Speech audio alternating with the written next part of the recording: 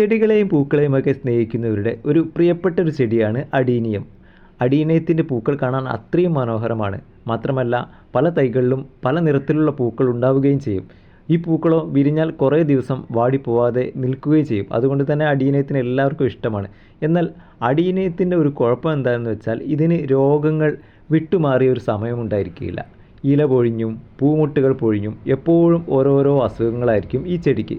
എന്നാൽ ഈ അഡീനിയത്തിൻ്റെ ഏറ്റവും പ്രതികൂലമായ സാഹചര്യം മഴക്കാലമാണ്. മഴയത്തിരിക്കുന്ന അഡീനിയം ചെടിയിൽ ചിലപ്പോൾ നമ്മൾ ഇലകളൊക്കെ വാടി നിൽക്കുന്നത് കണ്ടിട്ടാവും ശ്രദ്ധിക്കുക. എന്നാൽ നമ്മൾ ചെന്ന് നോക്കുമ്പോഴേക്കും ഇതിൻ്റെ കോഡക്സ് വരെ ചില ചെടികളുടെയൊക്കെ അഴുകിപ്പോയിട്ടുണ്ടാവും. അപ്പോൾ നമുക്ക് വലിയ വിഷമം തോന്നും. അതുകൊണ്ട് തന്നെ മഴക്കാലത്ത് നമ്മൾ വളരെ ശ്രദ്ധിക്കണം. ഇല്ലെങ്കിൽ ഇതുപോലെ വളരെ പെട്ടെന്ന് തന്നെ അഴുകിപ്പോകാൻ സാധ്യതയുള്ള ഒരു ചെടിയാണ് അഡീനിയം.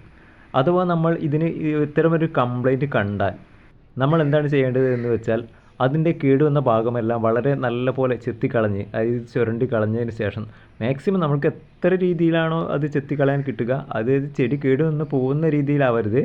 വളരെ ശ്രദ്ധിച്ച് നല്ല ഇതുപോലെ തന്നെ നല്ല ഇതിൻ്റെ അഴുകിയ ഭാഗങ്ങളെല്ലാം ചെത്തിക്കളഞ്ഞ് അതിനുശേഷം നമ്മൾ സാഫ് നമ്മൾ കടകളിൽ നിന്ന് വാങ്ങിക്കാൻ കിട്ടുന്ന, അത് നഴ്സറികളിൽ നിന്നൊക്കെ വാങ്ങിക്കാൻ കിട്ടുന്ന ഒരു പൊടിയാണ്.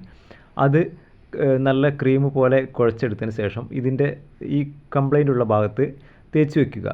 നല്ല തേച്ച് പിടിപ്പിച്ചതിന് ശേഷം ഒരു ഇളവയിലൊക്കെ ഏൽക്കുന്ന സ്ഥലത്തേക്ക് നമ്മൾ മാറ്റി വയ്ക്കുക. അങ്ങനെയാകുമ്പോൾ അത് പെട്ടെന്ന് ഉണങ്ങി കിട്ടും. അത് എപ്പോഴും നനവ് പിന്നീടും നിൽക്കാൻ പാടില്ല. പിന്നെ മഴ നനയാനും പാടില്ല. മഴ നനയാത്തൊരു സ്ഥലത്തേക്ക് മാറ്റി വെക്കാൻ പ്രത്യേകം ശ്രദ്ധിക്കുക. അതായത് നമ്മൾ ഈ കേട് വന്ന സ്ഥലത്ത് നമ്മൾ സാഫ് തേച്ചതിന് ശേഷം പിന്നീട് ഇതിന് നനവ് തട്ടിക്കൊണ്ടിരുന്നാൽ ഒരു ഗുണവും കിട്ടുകയില്ല. അതുകൊണ്ട് തന്നെ നമ്മൾ വളരെ ഡ്രൈ ആയി നിൽക്കുന്ന ഒരു സ്ഥലത്ത് എപ്പോഴും ഈ സാഫ് തേച്ച സ്ഥലം ഡ്രൈ ആയി നിൽക്കണം.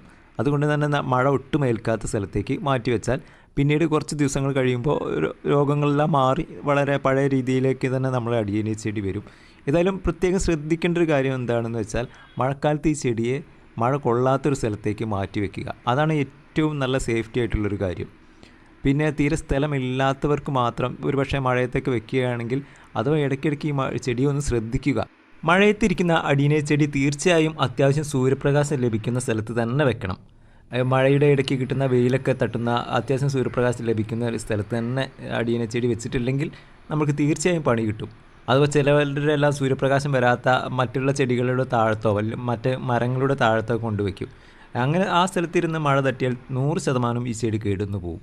അപ്പോൾ നമ്മൾ മഴക്കാലത്ത് വളരെ നല്ല ശ്രദ്ധിക്കേണ്ട ഒരു ചെടിയാണ് അഡീനിയം. ഇത് മഴ തട്ടാത്ത സ്ഥലത്ത് വെക്കുകയാണ് ഏറ്റവും ബെറ്ററായ കാര്യം. അതിന് സ്ഥലപരിമിതിയൊക്കെ ഇല്ലാത്തവരാണെങ്കിൽ മാത്രം മഴയത്ത് വെക്കുക. വളരെ നല്ല വീഡിയോ ഇഷ്ടമായാൽ എല്ലാ നല്ല സുഹൃത്തുക്കളും വീഡിയോയ്ക്ക് നല്ല സപ്പോർട്ട് തരിക. ചാനൽ സബ്സ്ക്രൈബ് ചെയ്യുക, ലൈക്ക് ചെയ്യുക, കമൻറ്റ് ചെയ്യുക.